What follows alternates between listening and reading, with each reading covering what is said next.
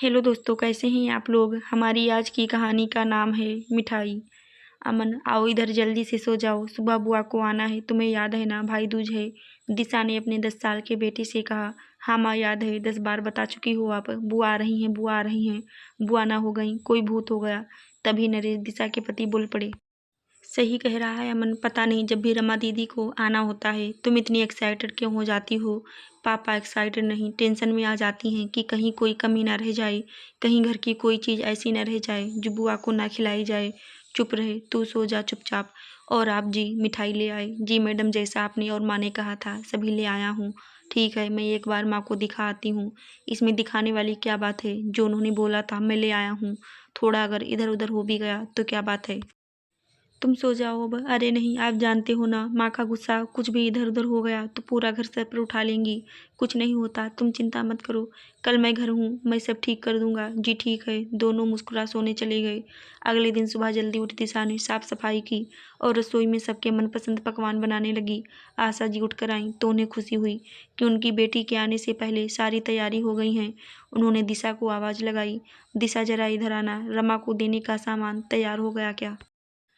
जी माँ, सब कुछ तैयार कर दिया है, सब पैक हो गया है। रमेश चाचा जी के यहाँ से जो मिठाई आई थी और ड्राई फ्रूट आई थी वह भी रमा को दे देना। उसमें काजू कतली है, उसे और दामाद जी दोनों को ही बहुत पसंद है। तेरे घर से क्या आया था। हाँ, वह लड्डू आए थे ना जो तेरी माँ ने बनाए थे, कुछ वह भी दे देना। मेरी बेचारी बेटी कितनी कमज़ोर हो गई है। जी माँ ठीक है, दे दूंगी। नरेश मिठाई। अरे यह क्या, 4 डिब्बे, मैंने तो 5 बोले थे। तो फिर वह 4 क्यों लाया। तू भी ना बहू ध्यान नहीं देती। अब कुछ फल रख दियो, जो भी घर में पड़ा हो। जितना बेटी को देंगे उतना भगवान हमें देगा। पता नहीं तुम लोग यह सब क्यों नहीं समझते। रमा दीदी आई, साथ में दामाद जी और उनका बेटा लच्छे, जो लगभग अमन की उम्र का है। दिशा ने अपने हाथों से बनाए पकवान बड़ी खुशी से उनके आगे परोसे। वाह मामी, मज़ा आ गया, आपके यहाँ आकर तो दिल ही खुश हो जाता है। ठीक कह रहा है लच्छे। हाँ भाभी, आप बहुत करती हो, बहुत ही ज़्यादा करती हो। हमारा तो खा खा कर पेट भर गया, लेकिन मन नहीं भरा। भाई दूज की रस्म पूरी हुई। दिशा और नरेश ने मिठाई, ड्राई फ्रूट और फल रमा की झोली में डाले। दिशा की नज़र जब आशा जी की तरफ गई तो देखा कि वह उसे इशारे से बुला रही थी। वह उनके पास गई और अपना कान आगे किया। यह क्या बहू, लक्ष्य के लिए कुछ नहीं लाई तू। अच्छा लगता है क्या, वह खाली हाथ जाएगा। एक काम कर, अमन का कोई नया खिलौना पड़ा हो तो वह उसे ला कर दे। जी मैं अभी लाई। दिशा ने रमा को हर तरह के उपहार से विदा किया और थक हार कुछ देर सांस लिया। तभी अमन गुस्से से चिल्लाता हुआ आया। माँ क्या बात है, यह आपने क्या किया। मेरा नया बैग लच्छू को क्यों दे दिया। कोई बात नहीं बेटा, मैं तुझे और नया बैग ले दूंगी और इससे भी अच्छा वाला ले दूंगी, तू चिंता मत कर। चाचा जी के यहाँ से मिठाई आई थी, वह भी आपने सारी बुआ को दी। इट्स नॉट फेयर मम्मा, काम सारा आपने किया। और दादी ने सारी चीज़ें उठाकर बुआ को दे दी। नाराज हो अपने कमरे में चला गया। कुछ पल बैठकर दिशा भी अपने मायके भैया दूज की रस्म के लिए चली गई। घर में घुसते ही मन प्रसन्न हो गया, क्योंकि उसकी भाभी ने भी उसके लिए खूब तैयारी की हुई थी। जब घर से जाने लगी तो उसकी माँ ने उसके हाथ में 2 बैग थमा दिए। यह क्या माँ, यह क्या भरा है इसमें। कुछ नहीं, थोड़ी मिठाई है और यह दूसरे बैग में तेरी भाभी के घर से जो मिठाई आई है वह तुझे दे रही हूँ। घर की बेटी ना खाए और हम खा लें, अच्छा लगता है क्या, शोभा देता है क्या। माँ, एक बैग में जो मिठाई है यह मैं ले जा रही हूँ और दूसरे बैग में जो भाभी के घर से आई हुई मिठाई है वह उनकी माँ और पिता ने बड़े ही प्यार से उनको दी है, तो इस पर उन्हीं का हक है। और आगे से मुझे भी कम सामान दिया करो। भगवान की दया से मेरे घर में किसी प्रकार की कोई कमी नहीं है। तो आप इतना ज़्यादा मत किया करो। और रही बात बेटी की, तो अब इस घर की बेटी भाभी हैं। माँ हैरान थी कि आज मेरी बेटी इतनी बड़ी बड़ी बातें कैसे कर रही है। वह तो मुझसे भी बड़ी हो गई है। हाँ माँ, मैं सही कह रही हूँ। जब सेवा भाभी कर रही हैं तो मेवे पर भी भाभी का ही हक है। और जब मैं आकर तुम्हारी सेवा करूँगी ना, तो बड़ी खुशी से मैं आकर तुमसे मेवा लूँगी। सब खिलखिलाकर हंस पड़े। हेलो दोस्तों, कैसे हैं आप लोग। हमारी आज की कहानी का नाम है आदत। अरे युग, तुम कहाँ से चले आ रहे हो और ये थैले में क्या है। बुआ घर में आलू खत्म हो गए थे, बस वहीं लेकर आया, साथ में धनिया मिर्ची फ्री लाया हूँ। हंसते हुए साइकिल स्टैंड पर लगाते हुए भतीजे ने कहा। क्या तुम अकेले सब्जी लेने जाते हो। बुआ सब्जी क्या, मैं तो पास के किराने की दुकान में मैगी, पोहा, ब्रेड, बिस्किट सब कुछ ले आता हूँ। नीता को फिर एक बहाना मिल गया। घर के अंदर आते हुए बोली, भाभी आपको जरा भी तरस नहीं आता अपने बच्चों पर। युग सब्जी मंडी गया था, बताओ भला कोई अपने छोटे बच्चे को सब्जी लेने भेजता है। हमारा संजू तो कभी ठेले से भी सब्जी नहीं लिया आज तक। मुंह बनाते हुए बोली, दीदी बच्चों को आलू का पराठा खाने का मन था, देखा तो आलू खत्म थे तो मंगा लिए। और वो सब्जी मंडी नहीं गया था, पार्क के नुक्कड़ पर ही एक अम्मा ठेला लगाती हैं, उसी से ही कभी कभार ज़रूरत होने पर सब्जी मंगा लेती हूँ। कॉलोनी में दुकान पास में ही है, इसलिए इमरजेंसी में छोटा मोटा सामान भी ला कर दे देता है। मेरा काम आसान हो जाता है। भाभी आपको जाना चाहिए था, भला बच्चे को पैसे देकर अकेले कौन भेजता है आज के ज़माने में। और आप तो दुकानों पर भी भेज देती हो, मैं तो ऐसा कभी ना करूँ। बच्चों को खेलने कूदने की उम्र में उन्हें जिम्मेदारियाँ थमाना कहाँ की समझदारी है। नीता हार मानने को तैयार नहीं थी, बस वह कैसे भी कहलवाना चाहती थी कि वह सही है, भाभी गलत। तब उसे सुनीता जी चुप कराने के लिए बोली, ठीक है, अगली बार से मैं चली जाया करूंगी, अब चल चाय पी ले। ऐसा नहीं है कि सुनीता जी वैसी सास थीं जो अपनी बेटी से प्यार करें और बहू को दुत्कारें। वह दोनों को समान प्यार और सम्मान करती हैं। बस वे ननद भाभी के बीच में कड़वाहट पैदा ना हो, यही सोच किसी बहाने से नीता को चुप करवा देती हैं। मगर शायद नीता इसे अपनी जीत समझ बैठती है, इसलिए जब भी घर आती है इसी तरह की बातें कर अपनी भाभी से भिड़ जाती है। एक दिन सुनीता जी ने अपनी बेटी को निमंत्रण पर बुलाया, चल बेटा खाना तैयार है, खा ले। नहीं माँ, पहले बच्चों को खिला दूँ, फिर आराम से आपके साथ बैठकर खाऊंगी, बोल नीता अपने दोनों बच्चों को खाना खिलाने लगी। कभी संजू को तो कभी पीहू को मुंह में कौरे बनाकर देती। पीहू ने थोड़ी आनाकानी की तो तुरंत नीता ने उसे अपना मोबाइल फ़ोन पर कार्टून चलाकर दे दिया, जिसके बाद वह चुपचाप खाना खाने लगी। इसी बीच उसने देखा भाभी थाली लगा कर रख गईं, फिर दोनों बच्चे मिलकर खाना खाने लगे। स्नेहा गर्म पूड़ियाँ निकाल कर लाई और बोली, दीदी यह वाली बच्चों को खिला दो। हाँ भाभी, वह सब तो ठीक है। आपको ऐसा भी क्या काम जो बच्चों को खाना भी ना खिला सको?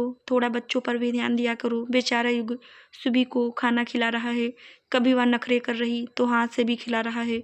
अच्छा है ना दीदी, दोनों भाई बहन मिलकर खा लेते हैं, मेरा काम आसान हो जाता है, मुझे बैठकर यहाँ समय बर्बाद भी नहीं करना पड़ता। आप तो नौकरी भी नहीं करती, फिर किस बात का आलस है? जो युग का बचपन छीन नहीं है। बच्चे के खेलने कूदने खाने के दिन हैं और आप उस पर अपनी बहन की जिम्मेदारी डाल रही हैं। पिछली बार मैंने देखा था आप सो रही थी और बच्चे खुद ब्रेड बटर बनाकर खा रहे थे। मुझे तो बड़ी दया आती है इन बच्चों पर। भाभी आप तो अपने बच्चों का बचपन छीन रही हैं। मुंह बिचकाते हुए बोली, नीता उस दिन तेरी भाभी की तबीयत खराब थी और मैं मंदिर गई हुई थी, इसी बीच बच्चों को भूख लगी तो ब्रेड बटर लगाकर खा लिया। इसमें कौन सी बड़ी बात है जो तू राई का पहाड़ बना रही है? शादी के बाद नीता हैदराबाद रहती थी, इसलिए साल 2 साल में कभी कभार आती थी, मगर अब उनके पति का तबादला भोपाल हो गया। इस बात से नीता तो बहुत खुश थी क्योंकि उसे अपनी माँ के घर के पास रहने को मिलेगा, मगर भाभी की आफतें बढ़ गई थी। पहले तो वो स्नेहा के रहन सहन पर टीका टिप्पणी करती थी कि मेरे भाई इतने स्मार्ट हैंडसम हैं और आपका रंग कितना दबा हुआ है, कपड़े पहनने बोलने का ढंग नहीं, मेरे भाई को आपके साथ बाहर जाने में कितनी शर्म लगती होगी। इस तरह की बातों को भी स्नेहा ने सहन कर लिया, यह सोचकर कि घर में शांति बनी रहे और क्या चाहिए। मगर अब वह उसके बच्चों के लालन पालन पर भी सवाल उठाने लगी है, जिसे सुनकर स्नेहा को अच्छा नहीं लगता। मगर आज तो हद ही हो गई। अपनी आप को सुपीरियर बताना कहाँ तक सही है?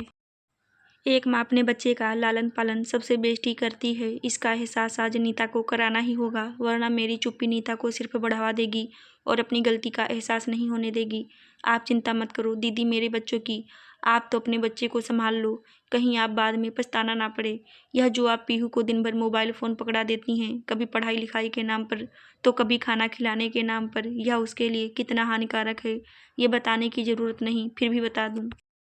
इसकी आंखें तो खराब हो ही रहीं, मानसिक विकास भी रुक रहा है। आपको लग रहा है पीहू स्मार्ट हो रही है, कल को जब चश्मा लग जाएगा, आभासी दुनिया से परे वास्तविकता से पाला पड़ेगा, तब आपको पता पड़ेगा कि आपका बच्चे कितने पीछे रह गए।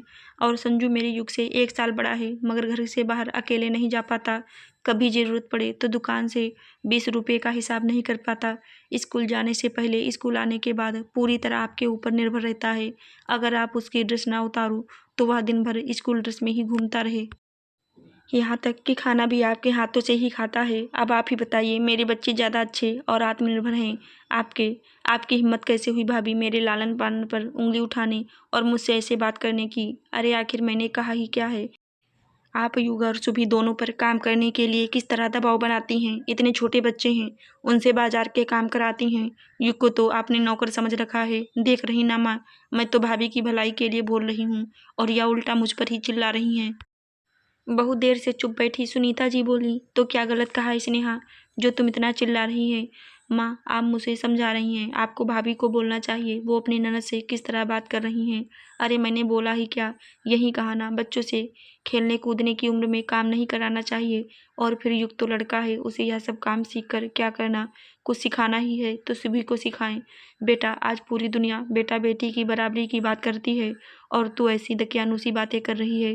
क्या हो गया अगर इस नेहा ने युग को कुछ खाना बनाना, अपनी काम खुद करना सिखाए, बाजार से सामान लाना, छोटी बहन का ध्यान रखना, साथ में अपनी माँ का ध्यान रखना सिखाया। मुझे तो इसमें कुछ गलत नहीं लगता, बल्कि यह तो बच्चे के विकास के लिए बहुत अच्छा है। आज वह अपनी माँ, बहन, दादी सबका इतना ध्यान रखता है, कल पत्नी का सम्मान और सहयोग करना भी सीखेगा। मुझे गर्व है अपनी बहू पर, जिसने अपने बेटे को इतने अच्छे संस्कार दिए हैं जो मैं अपने बेटे को नहीं दे पाई और ना ही तू अपने बच्चों को दे पाई। अपनी माँ की बात सुन। नीता को बहुत बुरा लगा, मगर कहीं ना कहीं माँ और भाभी दोनों सही थी। इसीलिए आगे से भाभी के लालन पालन में हस्तक्षेप करना उसने छोड़ दिया था और कुछ गुण उनसे सीख अपने बच्चों को भी अच्छी आदतें और अच्छे संस्कार देने की ठान ली थी। आशा करती हूँ दोस्तों आपको हमारी कहानी ज़रूर अच्छी लगी होगी। कहानी अच्छी लगी हो तो मेरे चैनल को लाइक शेयर सब्सक्राइब जरूर करें। फिर मिलते हैं दोस्तों अगली कहानी में, तब तक के लिए धन्यवाद।